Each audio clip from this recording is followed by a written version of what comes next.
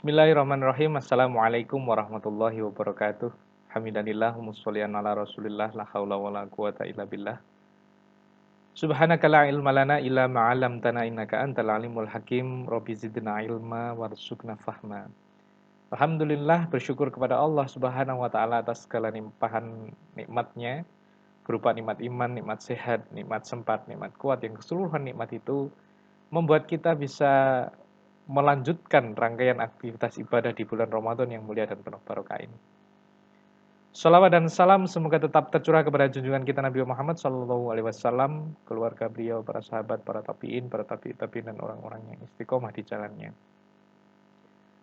Para pemirsa yang dimuliakan oleh Allah Subhanahu wa Ta'ala, tentu di dalam menjalankan ibadah puasa di bulan Ramadan ini ada beberapa tantangan-tantangan gitu ya.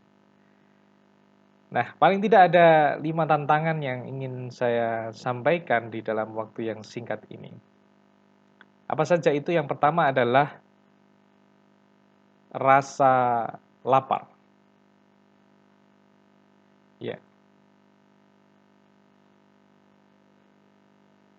Nah, perasaan lapar ini tergantung pada apa dan berapa banyak kita makan sebelum puasa.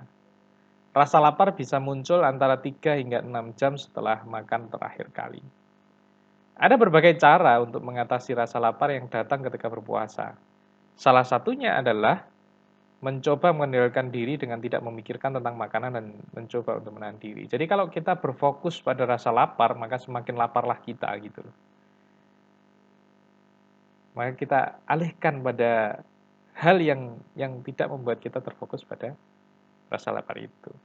Hal yang lain yang harus kita lakukan adalah melaksanakan sunnah, yakni sunnah sahur, makan sahur. Dari Amir bin As radhiyallahu anhu bahwasanya Nabi Shallallahu alaihi wasallam bersabda, "Makan sahurlah kalian, sesungguhnya di dalam sahur itu ada keberkahan."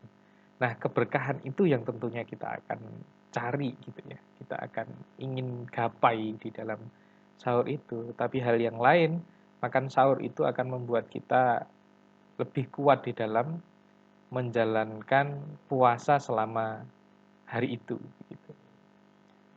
Nah, kemudian hal yang lain yang perlu kita perhatikan adalah terkait dengan menu sahurnya. Menu sahur pilihlah makanan berserat dan berprotein tinggi. Ini untuk menjadikan proses pencernaan itu lambat, ya, sehingga tidak mudah lapar. Gitu. Kemudian hindari menu sahur yang manis-manis. Ya, kenapa? Karena insulin akan dikeluarkan dengan cepat, kemudian cepat lapar di siang hari. Hal yang ketiga adalah hindari kopi dan teh saat sahur. Ini membuat cepat haus. Begitu. Hal yang keempat adalah disunahkan untuk mengakhirkan sahur. Tubuh mempunyai waktu yang cukup untuk membakar makanan menjadi energi, sehingga badan tidak lemas. Gitu. Nah, hal yang lain yang perlu kita perhatikan adalah jangan tidur setelah sahur, kemudian padatkan aktivitas. Lakukanlah aktivitas yang banyak mendatangkan pahala. Sungguh sangat disayangkan ketika amal-amal ini dilipat gandakan pahalanya, kita melakukan hal-hal yang mubah saja. Mubah saja itu disayangkan begitu. Nah, banyak sebenarnya kan pilihan-pilihan aktivitas yang membuat kita tersibukkan, ya, aktivitas kita menjadi padat dan itu mendatangkan pahala. Inilah bulan di mana kesempatan kita untuk memperbanyak amal, memaksimalkan aktivitas ibadah gitu. Kemudian yang kedua adalah kurang fokus dan kelelahan. Ini tantangan yang kedua. Nah, bagaimana untuk mengatasi kurang fokus dan kelelahan ini? Adalah dengan memperbanyak mengkonsumsi air ketika di waktu tidak puasa ya. Ketika berbuka hingga sahur maksud saya. Yang pertama, memperbanyak minum air agar semua organ berfungsi dengan baik. Kemudian, untuk menjalankan fungsinya, setiap organ tubuh ini butuh air. Berapa yang kita butuhkan? 8 gelas paling tidak. Nah, bagaimana caranya? Paling tidak ini mungkin sedikit membantu ya. Menata kapan kemudian kita bisa minum air sehingga 8 gelas itu terpenuhi. 1 gelas setelah bangun tidur. Bisa jadi karena ingin melaksanakan banyak aktivitas sunnah, begitu ya, bangun tidur kan, kemudian melaksanakan qiyamul lail, sholat tahajud. Begitu. Nah, sebelum itu bisa minum dulu 1 gelas setelah bangun tidur. Kemudian 1 gelas setelah sahur, 1 gelas setelah azan maghrib, 1 gelas setelah sholat maghrib, 1 gelas setelah makan, 1 gelas setelah sholat isya, 1 gelas setelah sholat tarawih, kemudian 1 gelas sebelum tidur. Nah, maka kebutuhan air minum yang 8 gelas itu bisa terpenuhi. Itu untuk mengatasi tantangan yang kedua. Kemudian tantangan yang ketiga adalah mulut bau dan kering. Nah, solusinya adalah minum lebih banyak air saat sahur ya. Memang perlu diingat ya, bahwa mulut bau dan kering ini saat puasa tidak hanya terkait dengan air minum saja, tapi juga bisa disebabkan makanan. Jadi makanan-makanan tertentu akan membuat bau mulut begitu. Nah, tak hanya itu, ada pula cara mengatasi mulut bau dan kering saat puasa, salah satunya dengan menggosok gigi setelah makan sahur atau berkumur dengan penyegar mulut sebagai cara yang ampuh dan mudah. Itu. Nah, ada spirit yang lain begitu ya. Jadi tentang hal-hal teknis tadi ya. Spirit mendatangkan pahala ya, atau menginginkan pahala. Terkait dengan bau mulut ini, itu saya kasih, saya tebali gitu ya. Dari Abu Hurairah radhiyallahu anhu bahwa Rasulullah SAW bersabda, Allah Subhanahu wa taala berfirman, seluruh perbuatan anak Adam adalah untuknya, kecuali puasa. Sesungguhnya puasa itu untukku, dan akulah yang mengganjarnya. Puasa itu adalah perisai, dan jika salah seorang dari kalian berpuasa pada suatu saat, maka janganlah dia melontarkan perbuatan keji, dan jangan pula berteriak-teriak. Jika seorang memakinya atau mengajaknya berkelahi, maka hendaklah dia berkata, sesungguhnya aku sedang berpuasa, demi zat yang jiwa Muhammad ada di dalam genggamannya, sesungguhnya bau mulut orang yang sedang berpuasa itu lebih wangi di sisi Allah daripada wangi kasturi. Masya Allah. Jadi ketika memang bau mulut itu tak terhindarkan begitu ya, apalagi pada saat sore hari menjelang berbuka begitu. Spirit ini yang perlu ada di dalam diri kita gitu. Bukan berarti kemudian bau mulut itu malah di ini ya, karena spirit ini lebih wangi daripada kasturi bukan begitu ya. Tapi Allah kasih posisi yang istimewa begitu bagi orang yang berpuasa, dengan menjelaskan bahwa bau mulut orang yang sedang berpuasa itu lebih wangi daripada wangi kasturi di sisi Allah. Dan bagi orang yang berpuasa ada 2 kegembiraan yang bisa diraihnya, yaitu kegembiraan ketika berbuka puasa dan kegembiraan ketika bertemu Tuhannya karena pahala puasanya. Maka hal itu seperti sikat gigi dan juga berkumur itu tetap kita lakukan gitu.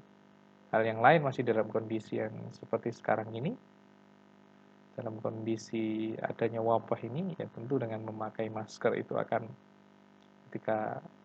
sedikit menghalangi begitu ya. Ketika berkomunikasi dengan seseorang, bau mulut itu tidak sampai begitu ya. Kemudian yang keempat adalah lebih sensitif terhadap dingin.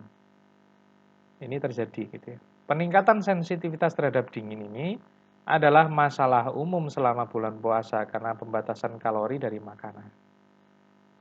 Nah, sedikit energi yang didapatkan, maka lebih sedikit panas tubuh yang dihasilkan.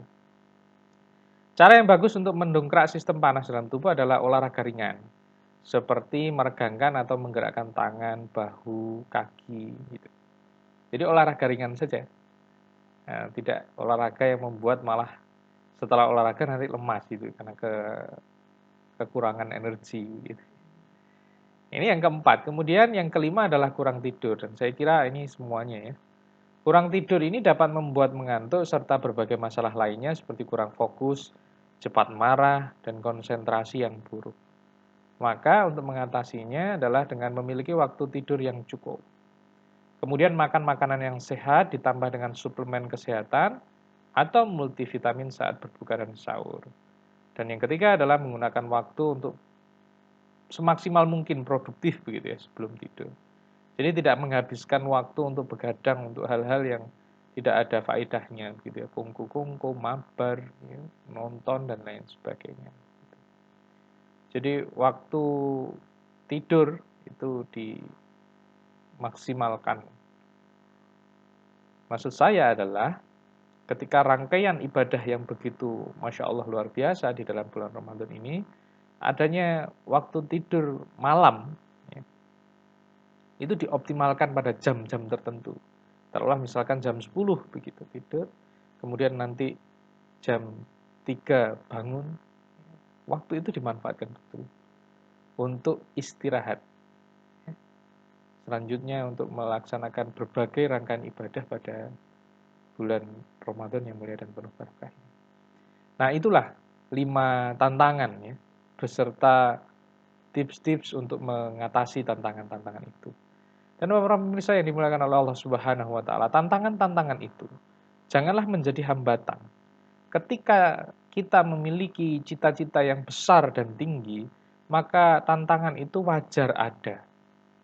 Tetapi tantangan itu tidak menjadikan kita terhambat, berhenti, atau bahkan mengurangi aktivitas yang sebenarnya bisa kita lakukan untuk memaksimalkan ibadah di bulan Ramadan ini.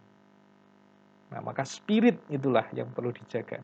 Spirit yang tinggi, cita-cita yang tinggi itulah yang perlu dijaga. Apa itu? Salah satunya ini. Sesungguhnya di surga itu ada sebuah pintu yang disebut Ar-Royan, yang pada hari kiamat nanti hanya dimasuki oleh orang-orang yang suka berpuasa, tidak dimasuki oleh seorang pun selainnya. Lalu diserulah, di manakah orang-orang yang suka berpuasa? Kemudian mereka berdiri, di mana tidak seorang pun selain mereka yang masuk darinya.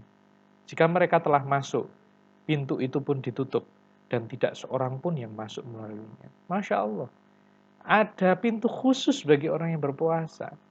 Maka ketika seseorang itu memiliki spirit yang tinggi, memiliki cita-cita yang tinggi, kedudukan yang istimewa itu disiapkan oleh Allah Subhanahu wa taala. Ada pintu khusus itu. Nah, maka ketika berfokus pada sesuatu yang besar, sesuatu yang tinggi, maka tantangan-tantangan yang hadir itu akan pasti bisa dilewati. Dan bukan menjadi sebagai sebuah hambatan. Memang dia wajar hadir, dia wajar ada untuk dilewati. Ini yang bisa saya sampaikan pada kesempatan kali ini. Para pemirsa yang dimuliakan oleh Allah Subhanahu wa taala, semoga bermanfaat. Saya mohon maaf atas segala khilaf. Wallahul muwafiq ila aqwamit thoriq. Al-haqqu mir rabbik fala takunanna minal mumtarin. Kebenaran datangnya dari Allah dan janganlah kita termasuk orang-orang yang ragu. Wassalamualaikum warahmatullahi wabarakatuh.